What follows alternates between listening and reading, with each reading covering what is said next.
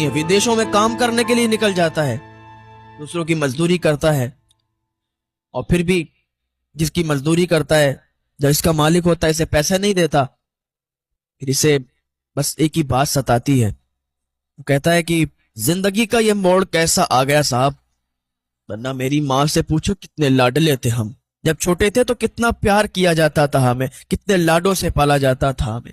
आज जिम्मेदारी पड़ गई है तो आज हम विदेश आए हैं। विदेश में जाकर इंसान पत्थर भी तोड़ता है, विदेश में जाकर क्या क्या करना पड़ता है, किसके लिए? अपने घर वालों के लिए, अपना घर चलाने के लिए।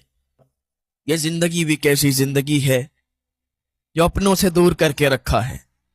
हर किसी को अपने देश से प्यार है, हर किसी को अपने वतन में अच्छा लगता है, और बाहर तो कोई दिल से नहीं जाता। कोई नहीं जाना चाहता है कि हम विदेश में काम करने के लिए जाएं।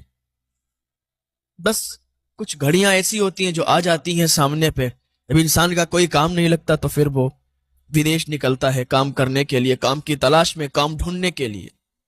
और फिर उसके साथ अगर वहां कोई धोखा कर दे, उसे बड़ा याद आती है। कभी भी किसी की मजबूरी का फायदा मत उठाना, वरना अल्लाह कभी माफ नहीं करेगा।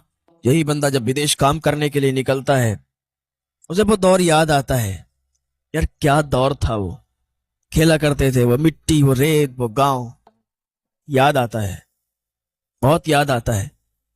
वो मटकों में भरा पानी, वो तालाब, वो सब याद आता है। वो साइकिल चलाना, वो साइकिल से गिरना, सब याद आता है।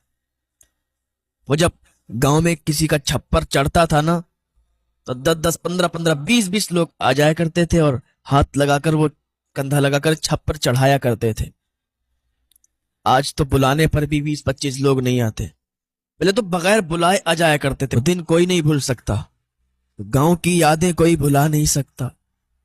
आज भी अगर आप गांव में निकल जाएं, पुरानी यादें ताजा हो जाती हैं।